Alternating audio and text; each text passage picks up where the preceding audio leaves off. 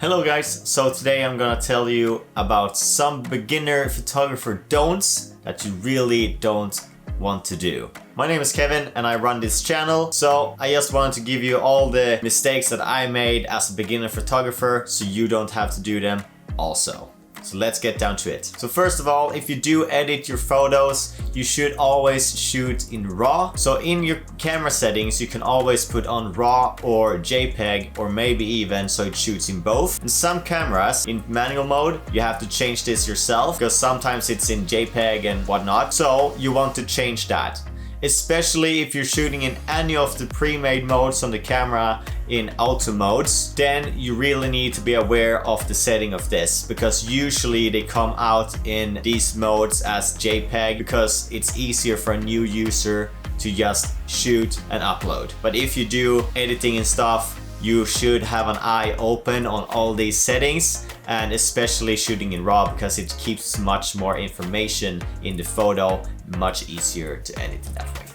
Yeah. So number two is that it's something that we all do eventually, but I would recommend you not do this as a beginner because it's so easy to get down in the gear stuff. And you probably know what I'm gonna talk about right now, and it's not buying new gear all the time, and you don't need the newest gear either. So what you should do is start with what you have and then become as good as you can with that gear. Because you will just get so much better just using the stuff that you have and get your creative mind going with those things than just buying new stuff all the time. And also, don't think that you can't do a special photo shoot just because you don't have the gear. Think outside the box a little bit, and that's gonna help you so much more than just having the right gear. So I promise you, if you do take a lot more photos with the gear you have now than just buying new stuff, you're gonna become so much better. And one thing why is because when you buy all this new gear, then you have to learn how to use that new gear. And then you're basically back on square one once again, as you were with your gear that you had before. Now you just have more stuff. So it doesn't mean that all your stuff are gonna get better. It's just gonna take more time to learn new stuff. So that's why I'm saying try to get as good as possible with the things you have. And then when you become better with all that stuff that you have already, then start investing in new gear, because that's gonna help you even more, because then you understand all the old stuff and become better with the new. Do you understand what I mean? Yeah? Cool. The third mistake as a beginner is actually not subscribing to this channel, because then you miss out on so much photography and filmmaking tips and stuff that you don't want to miss if you want to become better. So hit that button, because I'm waiting just a few seconds more. Come on guys, I know you want to. Okay, let's go to the next sequence of the video. Okay, so the fourth tip is actually do not compare yourself with all your idols, because usually all of them have been shooting and filming for several years, like usually 5 years plus, and maybe you're just on your second year, or maybe you're even your first year of photography and filmmaking. Then you will just get discouraged by all the stuff that they do. Because they usually have mastered the skills required for certain photos, and that is not good for you if you compare yourself with something like that. So what you should do instead is get inspired by their work. By that I mean instead of feeling oh shit, I cannot do this, there is something wrong with my photos. So instead you think okay, how can I try and recreate this photo that they did? It doesn't have to be the same quality and stuff, you don't have the same gear maybe.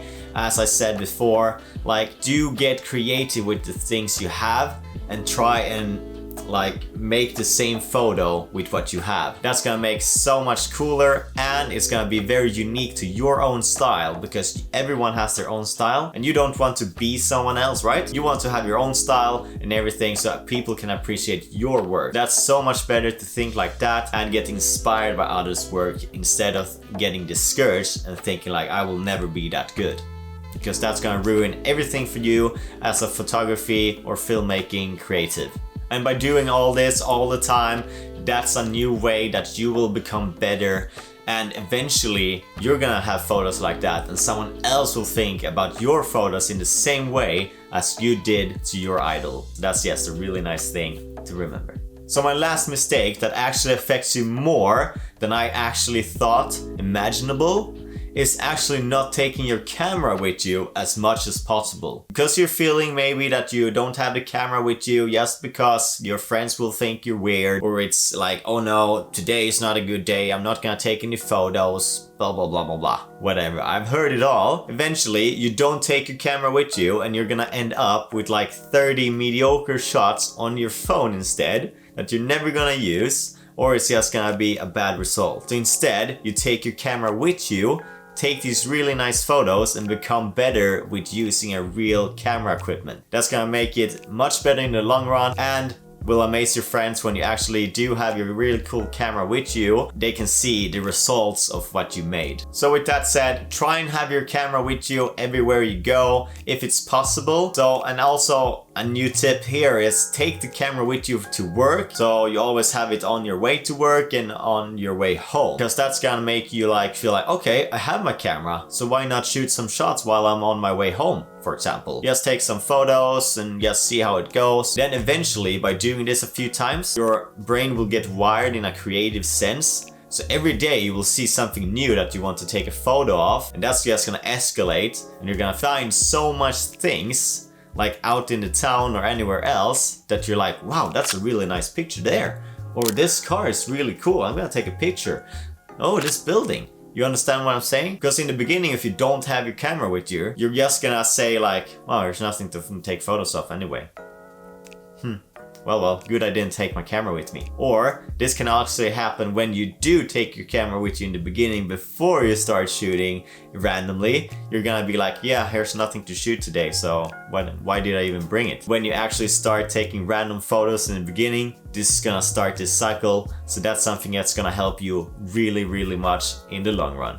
So I just want to thank you all for watching this video to the end. And if you did, please like the video. It's not gonna hurt anyone, so it's just gonna be a super great way for you to support the channel. And I really hope that this gave you everything you need as a beginner photographer. I know there's so much more to talk about, but I'm gonna make more videos about this if you like them, so don't get worried, I'm gonna have more content coming. But until next time guys, have a really good week and see you next time.